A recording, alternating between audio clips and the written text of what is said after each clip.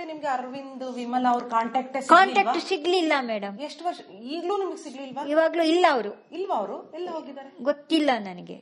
ಅಂದ್ರೆ ಅವ್ರು ಬದುಕಿದಾರಾ ಇಲ್ವಾ, ಎಲ್ಲಿದ್ದಾರೆ, ಯಾವ ಮಾಹಿತಿನೂ ಅದ್ರ ಮೇಲೆ ಇಲ್ಲ. ಅವರು ನಿಮ್ಮನ್ನ ಕಾಂಟ್ಯಾಕ್ಟ್ ಮಾಡ್ಲಿಲ್ವಾ? ನನ್ನನ್ನು ಕಾಂಟ್ಯಾಕ್ಟ್ ಮಾಡಕ್ಕೆ ನನ್ಗೆ ಅವರು ನಾನು ಎಲ್ಲಿದ್ದೀನಿ ಅಂತ ಅವರಿಗೆ ಗೊತ್ತಿರ್ಬೇಕಲ್ಲ. ಈಗ ಇತ್ತೀಚೆಗೆ ಎಲ್ಲಾ ಟಿವಿಗಳಲ್ಲಿ ನೀವು ಕಾಣಿಸ್ಕೊತಾ ಇದ್ದೀರಾ, ಎಲ್ಲಾ ಕಡೆ ಬರ್ತಿದ್ದೀರಾ, ಅನನ್ಯ ಭಟ್ನ ಹುಡ್ಕೊಡಿ ಅಂತ ಪೊಲೀಸ್ ನಾನು ಹುಡುಕಿ ಕೊಡಿ ಅಂತ. ಅರವಿಂದ್ ವಿಮಲಾ ಅವ್ರು ಬರ್ಲಿಲ್ವಾ ನಿಮ್ಮನ್ನ ನೋಡಿ? ಅರೆ ಇವರು ಸುಜಾತ ಭಟ್, ಅನನ್ಯ ಭಟ್ ಇವ್ರ ಮಗಳು? ಇಲ್ಲ ಮೇಡಮ್, ಬಂದಿಲ್ಲ. ಅವ್ರು ಜೀವಂತವಾಗಿದ್ರೆ ಬರ್ತಿದ್ರು. ದಯವಿಟ್ಟು ಅವರು ಸತ್ತು ಹೋಗಿದ್ದಾರೆ. ಹೆಂಗ್ ಗೊತ್ತು ನಿಮಗೆ ಸತ್ತು ಹೋಗಿದ್ದಾರೆ ಅಂತ ನಾನು ತಿಳ್ಕೊಂಡಿದ್ದೀನಿ. ಇನ್ನು ಅವ್ರಿಗೆ ಯಾವ ಬೆದರಿಕೆ ಇತ್ತೋ ಅದು ನನಗೆ ಗೊತ್ತಿಲ್ಲ. ಅಂದ್ರೆ ಅವ್ರ ಫ್ಯಾಮಿಲಿ ಅವರಿಗೂ ವಯಸ್ಸಾಗಿದೆ ಮೇಡಮ್. ಅವರಿಗೆ ತುಂಬಾ ನನಕ್ಕಿಂತನೂ ಇನ್ನು ಜಾಸ್ತಿ ವಯಸ್ಸಾಗಿದೆ. ಅವರ ಫ್ಯಾಮಿಲಿಯವರು ಯಾರು ಗೊತ್ತಿಲ್ಲ. ಸುಮ್ನೆ ಯಾಕೆ ಸುಮ್ನೆ ನಾನು ಕತೆ ಕಟ್ಟಬೇಕು? ನನಗೆ ಗೊತ್ತಿದ್ರೆ ನನ್ಗೆ ಗೊತ್ತಿದೆ ಅಂತ ಹೇಳ್ತೀನಿ, ಗೊತ್ತಿಲ್ಲ ಅಂದ್ರೆ ಗೊತ್ತಿಲ್ಲ ಅಂತ ಹೇಳ್ತೀನಿ. ಅರವಿಂದ್ ವಿಮಲಾ ಏನ್ ಕೆಲಸ ಮಾಡ್ತಾ ಇದ್ರ? ಅವರು ಒಂದು ಕಂಪನಿ, ಯಾವ್ದೋ ಒಂದು ಕಂಪನಿಯಲ್ಲಿ, ಸಣ್ಣ ಒಂದು ಕಂಪನಿಯಲ್ಲಿ ಕೆಲಸ ಮಾಡ್ತಾ ಇದ್ರು. ಅಲ್ಲೇ ನೀವೇನು ಕಾಂಟ್ಯಾಕ್ಟ್ ಮಾಡ್ಲಿಲ್ಲ? ನಾನು ಕಾಂಟ್ಯಾಕ್ಟ್ ಮಾಡಿಲ್ಲ. ಸೊ ನಿಮ್ಗೆ ಅರವಿಂದ್ ವಿಮಲಾ ಈಗ ಬದುಕಿಲ್ಲ ಅಂತ ನಿಮಗೆ ಅನ್ಕೋತಾ ಇದ್ದೀರಾ? ನಾನು ಅಂದ್ಕೊಂತಾ ಇದ್ದೀನಿ. ಅವ್ರು ಇದ್ದಿದ್ರೆ ಬಂದೇ ಬರ್ತಾರೆ. ಇವಾಗ್ಲೂ ನಾನು ಆ ಒಂದು ಹೋಪ್ ಇಟ್ಕೊಂಡಿದ್ದೀನಿ. ಹೌದು, ಯಾಕಂದ್ರೆ ನಿಮ್ಮ ಮಗಳನ್ನ ಸಾಕಿದ್ದು ಅರವಿಂದ್. ಹೌದು. ಈಗ ನೀವು ನಿಮ್ ಮಗಳಿಗೋಸ್ಕರ ಹುಡುಕ್ತಾ ಇದ್ದೀರಾ, ಮತ್ತೆ ಎಲ್ಲಾ ಟಿವಿಗಳಲ್ಲೂ ನೀವು ಕಾಣಿಸ್ಕೊತಿದ್ದೀರಾ ಹುಡುಕೊಡಿ ಅಂತ. ಈಗ ಅವರು ನೋಡಿ ನಿಮ್ಮನ್ನ ಬರ್ತಾರೆ ಅಂತ ಅನ್ಸುತ್ತೆ. ಬರ್ತಾರೆ ಅನ್ನೋದಕ್ಕೆ ನಾನು ಎಲ್ಲಿದ್ದೀನಿ ಅನ್ನುವಂತ ಅಡ್ರೆಸ್ ಅವರಿಗೆ ಗೊತ್ತಿಲ್ಲದೆ ಇರಬಹುದು. ಓಕೆ ಸುಜಾತ್ ಅವರೇ, ಈಗ ನೀವು ಆಸ್ಪತ್ರೆಯಿಂದ ಸೂರತ್ಕಲ್ಗೆ ಹೋದ್ರಿ. ಸೂರತ್ಕಲ್ಗೆ ಹೋಗುವಷ್ಟರಲ್ಲಿ ಇಡೀ ಮನೆನ ಸುಟ್ಟು ಹಾಕಿದ್ರು ಅಲ್ವಾ? ಅದಾದ ನಂತರ ನೀವು ಪೊಲೀಸ್ ಠಾಣೆಗೆ ಹೋಗಿ ದೂರು ಕೊಡೋ ಕೆಲಸ ಮಾಡ್ಲಿಲ್ವಾ? ನಾನು ಯಾವುದಕ್ಕೂ ಹೋಗ್ಲಿಲ್ಲ. ಯಾಕೆಂದ್ರೆ ಎಲ್ಲೂ ನನಗೆ ಇದು ಸಿಗಲ್ಲ ಅನ್ನೋದು ಗೊತ್ತು. ನನಗೆ ಪ್ರಯತ್ನ ಪಡ್ಲಿಲ್ಲ ನಾನು. ಯಾಕೆ ಅಂದ್ರೆ ನನಗೆ ಬೇಡ ಆಗಿತ್ತು, ಹೋಗುದು ಹೋಗಿ ಆಗಿದೆ.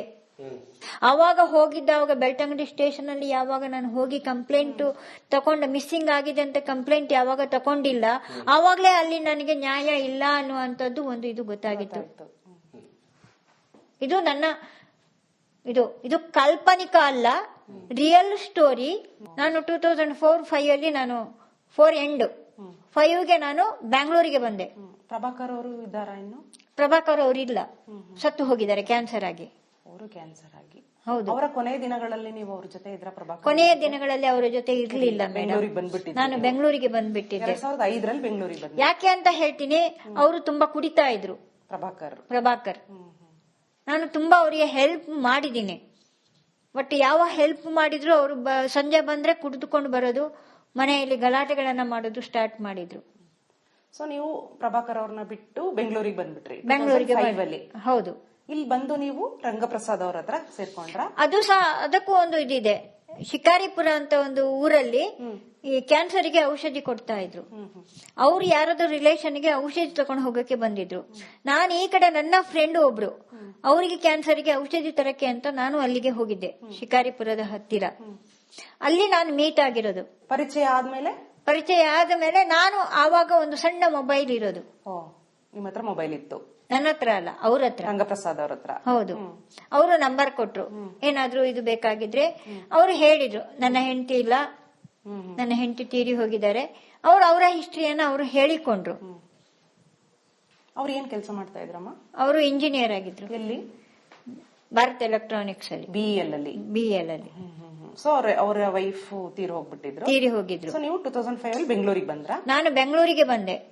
ಬೆಂಗಳೂರಿಗೆ ಬಂದಾದ ಮೇಲೆ ನಾನು ಅಲ್ಲಲ್ಲಿ ಒಂದು ಮನೆಯಲ್ಲಿ ಕೇರ್ ಟೇಕರ್ ಆಗಿ, ಒಂದು ವಯಸ್ಸಾದವರಿಗೆ ಕೇರ್ ಟೇಕರ್ ಆಗಿ ನಾನು ಮಾಡ್ತಾ ಇದ್ದೆ. ಇನ್ನೊಂದು ಮನೆಯಲ್ಲಿ ಅಲ್ಲಿ ಒಂದು 3 ತಿಂಗಳು. ಆಮೇಲೆ ಆ ಮನುಷ್ಯ ತೀರಿ ಹೋದ್ರು.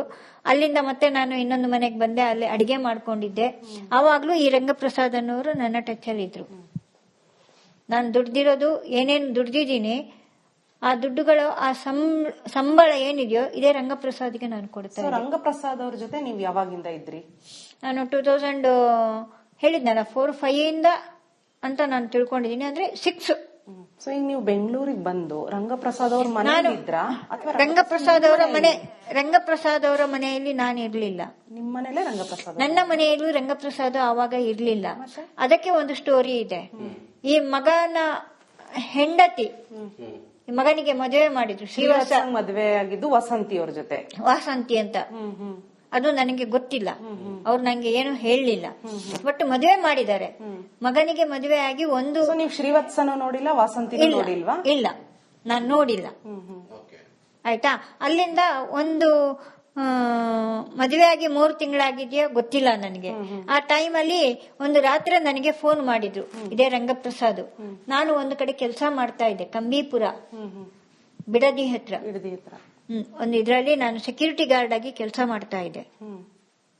ನೈಟ್ ಶಿಫ್ಟ್ ನಂದು. ನೈಟ್ ಶಿಫ್ಟ್ ಸೆಕ್ಯೂರಿಟಿ ಗಾರ್ಡ್ ಆಗಿದ್ರೆ? ಹೌದು. ಫ್ಯಾಕ್ಟ್ರಿಲ ಒಂದು ಕಂಪನಿಯಲ್ಲಿ. ಹೌದು, ನೈಟ್ ಶಿಫ್ಟ್ ಮಾಡ್ತಿದ್ದೆ. ನೈಟ್ ಶಿಫ್ಟ್ ಮಾಡ್ತಾ ಇದ್ದೆ. ಸೆಕ್ಯೂರಿಟಿ ಗಾರ್ಡ್ ಆಗಿ ನಾನು ಕೆಲಸ ಮಾಡ್ತಾ ಇದ್ದೆ. ಆ ಸೆಕ್ಯೂರಿಟಿ ಗಾರ್ಡ್ ಕೆಲಸ ಮಾಡ್ತಿರುವಾಗ ನನ್ನ ಹತ್ರ ಬಂದ್ರು, ಹೀಗೆ ಫೋನ್ ಮಾಡಿದ್ರು ಆ ಲ್ಯಾಂಡ್ ಲೈನ್ಗೆ. ನೀನು ಆವಾಗ ಒಂದು ಸಣ್ಣ ಮೊಬೈಲ್ ಇತ್ತು, ಲ್ಯಾಂಡ್ ಲೈನು ಅಲ್ಲ, ನನ್ನ ಹತ್ರ ಒಂದು ಸಣ್ಣ ಮೊಬೈಲ್ ಇತ್ತು. ಆ ನಂಬರಿಗೆ ಫೋನ್ ಮಾಡಿದ್ರು, ಹೀಗೆ ನಾನು ಅರ್ಜೆಂಟ್ ಬರ್ತಾ ಇದ್ದೀನಿ, ನೀನು ಮನೆ ಕೀಯನ್ನು ತಕೊಂಡು ಕೊಡು ಅಂತ. ಅಲ್ಲಿ ಕಂಬಿಪುರದಲ್ಲಿ ಒಂದು ರೂಮ್ ಮಾಡ್ಕೊಂಡು ಒಂದು ಸಣ್ಣ ಮನೆ ಮಾಡ್ಕೊಂಡಿದ್ದೆ ನಾನು. ಹೌದು. ನಡು ರಾತ್ರಿಯಲ್ಲಿ ಬಂದಾವಾಗ ನಾನು ಬೇಡ ಅಂತ ಹೇಳಕ್ಕಾಗುತ್ತಾ? ಅವರದು ಮಗನ ಕೇಸಲ್ಲಿ. ಅದೇ ಮಗನ ಹೆಂಡತಿ ಕೆಲಸಕ್ಕೆ ಹೋಗ್ತೀನಿ ಅಂತ ಹೇಳಿ ಕಾಣೆಯಾಗಿದ್ಲು. ಯಾವಾಗ ಇದು? ಯಾವ ಇಸ್ವಿಯಲ್ಲಿ? 2007 ಮದುವೆಯಾಗಿ 3 ತಿಂಗಳಾದ್ಮೇಲೆ ಇರಬೇಕು. ನನಗೆ ಅದು ಅಷ್ಟು ನನಗೆ ಏನೋ ಆರೋಗ್ಯ ಸರಿ ಇರ್ಲಿಲ್ಲ ಅಂತಲ್ಲ? ಹೌದು. ಅವನಿಗೆ ಪಾಲಿಮೈಸಿಟಿಸ್ ಅಂತ ಏನೋ ಒಂದು ಕಾಯಿಲೆ ಇತ್ತು. ಈ ಎಲ್ಲ ಪ್ರಕ್ರಿಯೆ ನಡುವೆ ಈ ಅನನ್ಯ ಅವ್ರನ್ನ ಮತ್ತೆ ಹುಡುಕುವಂತ ಪ್ರಯತ್ನ ನೀವು ಸೆಂಟ್ರಲ್ ಎಲ್ಲೂ ಮಾಡ್ಲಿಲ್ವಾ? ಇಲ್ಲ, ನಾನು ಮಾಡ್ಲಿಲ್ಲ. ಇವತ್ತಿಗೂ ನಾನು ಮಾಡ್ಲಿಲ್ಲ. ಹುಡ್ಕೋದಕ್ಕೆ ಇದ್ರೆ ನಾನು ಇವಾಗ್ಲೂ ಹೇಳ್ತಾ ಇದ್ದೀನಿ, ಅವಳಿಗೆ ಬುದ್ಧಿ ಇತ್ತು. ಎಷ್ಟು ಏಜ್ ಇತ್ತು ಅವರಿಗೆ? PUC ಆಗಿತ್ತಲ್ವಾ? ಏಜ್ ಎಷ್ಟಿತ್ತು ಮಗಳಿಗೆ? ಮಗಳಿಗೆ 20. ಹೌದು. ಅವಳಿಗೆ ಗೊತ್ತಾಗಲ್ವಾ? ನಮ್ಮಮ್ಮ ಇವಾಗ್ಲೂ ಹೇಳ್ತಾ ಇದ್ದೀನಿ, ಎಲ್ಲಾದ್ರೂ ಇದ್ರೆ ಬದುಕಿ ಬಂದು ಬಿಡು ಅಂತ. ಅವಳಿಲ್ಲ. ಏನ್ ಮಾಡಿದ್ದಾರೆ ಅಂತ ನಿಮ್ಮ ಅನುಮಾನ? ಅನನ್ಯ ಭಟ್ನ ಯಾರು ಏನ್ ಮಾಡಿದ್ದಾರೆ ಅನ್ನೋದು ನನಗೆ ಗೊತ್ತಿಲ್ಲ ಮೇಡಮ್. ನಾನು ಯಾರನ್ನು ಸುಖ ಸುಮ್ನೆ ನಾನು ದೂರ ಬದುಕಿಲ್ಲ ಅಂತ ನೀವು ಬದುಕಿಲ್ಲ ಅಂತಾನೆ ನಾನು ಅಂದ್ಕೊಂಡು ಬಿಟ್ಟಿದ್ದೀನಿ. ಬದುಕಿಲ್ಲ ಅವಳು.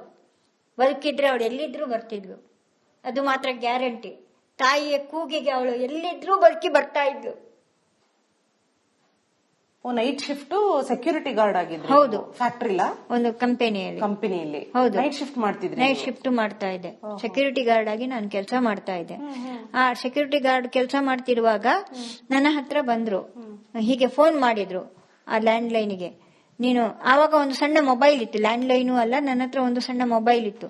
ಆ ನಂಬರಿಗೆ ಫೋನ್ ಮಾಡಿದ್ರು, ಹೀಗೆ ನಾನು ಅರ್ಜೆಂಟ್ ಬರ್ತಾ ಇದ್ದೀನಿ, ನೀನು ಮನೆ ಕೀಯನ್ನು ತಕೊಂಡು ಕೊಡು ಅಂತ. ಅಲ್ಲಿ ಕಂಬಿಪುರದಲ್ಲಿ ಒಂದು ರೂಮ್ ಮಾಡ್ಕೊಂಡು ಒಂದು ಸಣ್ಣ ಮನೆ ಮಾಡ್ಕೊಂಡಿದ್ದೆ ನಾನು. ಹೌದು. ನಡು ರಾತ್ರಿಯಲ್ಲಿ ಬಂದಾವಾಗ ನಾನು ಬೇಡ ಅಂತ ಹೇಳಕ್ಕಾಗುತ್ತಾ? ಅವರದು ಮಗನ ಕೇಸಲ್ಲಿ. ಅದೇ ಮಗನ ಹೆಂಡತಿ ಕೆಲಸಕ್ಕೆ ಹೋಗ್ತೀನಿ ಅಂತ ಹೇಳಿ ಕಾಣೆಯಾಗಿದ್ಲು. ಯಾವಾಗ ಇದು? ಯಾವ ಇಸ್ವಿಯಲ್ಲಿ? 2007 ಮದುವೆಯಾಗಿ 3 ತಿಂಗಳಾದ್ಮೇಲೆ ಇರಬೇಕು. ನನಗೆ ಅದು ಅಷ್ಟು ನನಗೆ ಏನೋ ಆರೋಗ್ಯ ಸರಿ ಇರ್ಲಿಲ್ಲ ಅಂತಲ್ಲ? ಹೌದು. ಅವನಿಗೆ ಪಾಲಿಮೈಸಿಟಿಸ್ ಅಂತ ಏನೋ ಒಂದು ಕಾಯಿಲೆ ಇತ್ತು. ಈ ಎಲ್ಲ ಪ್ರಕ್ರಿಯೆ ನಡುವೆ ಈ ಅನನ್ಯ ಅವ್ರನ್ನ ಮತ್ತೆ ಹುಡುಕುವಂತ ಪ್ರಯತ್ನ ನೀವು ಸೆಂಟ್ರಲ್ ಎಲ್ಲೂ ಮಾಡ್ಲಿಲ್ವಾ? ಇಲ್ಲ, ನಾನು ಮಾಡ್ಲಿಲ್ಲ. ಇವತ್ತಿಗೂ ನಾನು ಮಾಡ್ಲಿಲ್ಲ. ಹುಡ್ಕೋದಕ್ಕೆ ಇದ್ರೆ ನಾನು ಇವಾಗ್ಲೂ ಹೇಳ್ತಾ ಇದ್ದೀನಿ, ಅವಳಿಗೆ ಬುದ್ಧಿ ಇತ್ತು. ಎಷ್ಟು ಏಜ್ ಇತ್ತು ಅವರಿಗೆ? PUC ಆಗಿತ್ತಲ್ವಾ? ಏಜ್ ಎಷ್ಟಿತ್ತು ಮಗಳಿಗೆ? ಮಗಳಿಗೆ 20. ಹೌದು. ಅವಳಿಗೆ ಗೊತ್ತಾಗಲ್ವಾ? ನಮ್ಮಮ್ಮ ಇವಾಗ್ಲೂ ಹೇಳ್ತಾ ಇದ್ದೀನಿ, ಎಲ್ಲಾದ್ರೂ ಇದ್ರೆ ಬದುಕಿ ಬಂದು ಬಿಡು ಅಂತ. ಅವಳಿಲ್ಲ. ಏನ್ ಮಾಡಿದ್ದಾರೆ ಅಂತ ನಿಮ್ಮ ಅನುಮಾನ?